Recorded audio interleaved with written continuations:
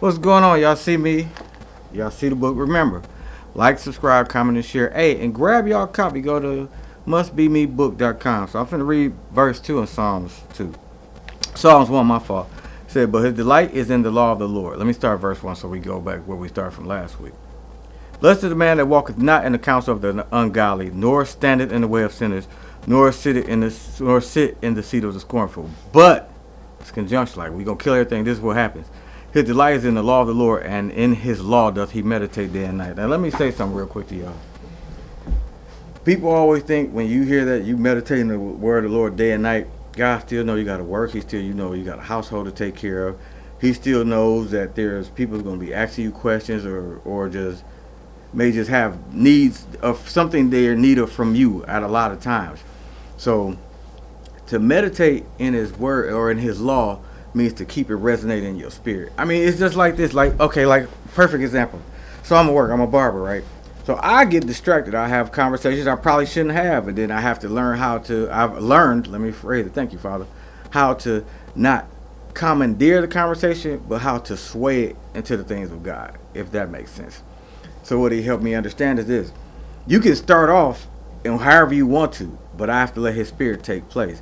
So the thing is, I'm meditating day and night, even when I think I'm not sometimes, because a lot of times I'll be in the shop and I'll be cutting whatever, and I'm like, okay, thank you.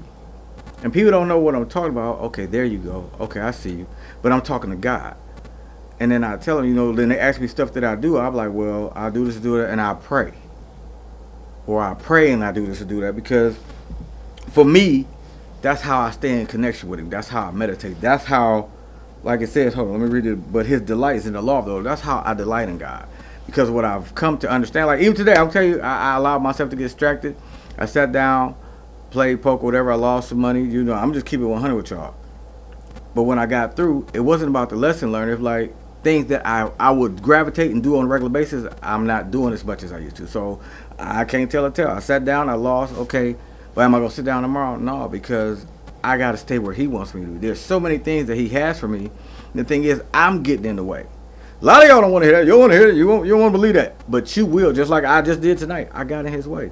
For all I know, my blessing or my breakthrough was right here. But I sat down and put God on the back burner.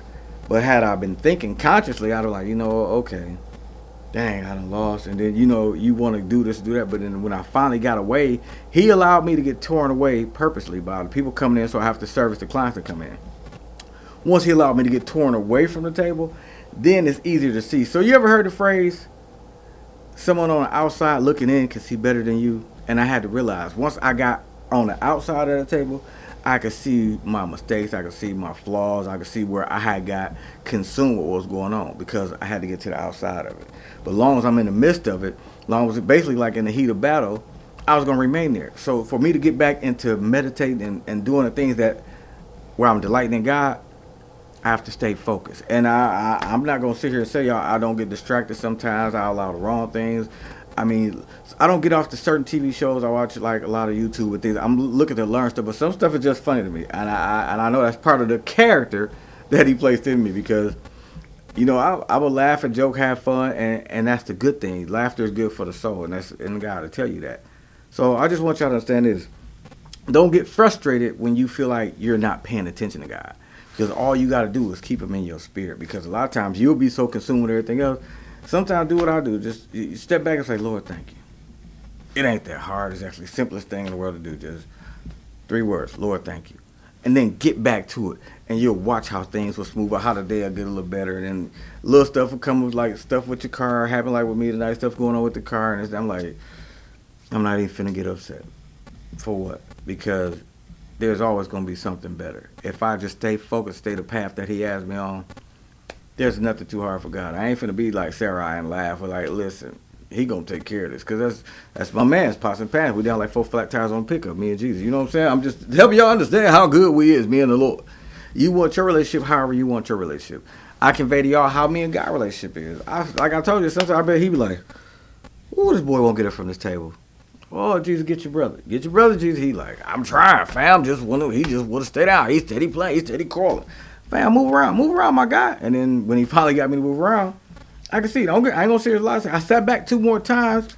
I was like, okay, I'm cool. Okay, guy. He like, you can't play with this. Because one thing he showed me, and just this real quick before we go, y'all. Whatever I earn, I put everything up to the end of the week, and I break God off first. Once I give my tithes and offering, I combine it. Then I put money to the side for my rent. I put the money aside for my bills. I pay myself, whatever else I gotta do. But He comes first, because the verse I can't say. I think it's in Matthew.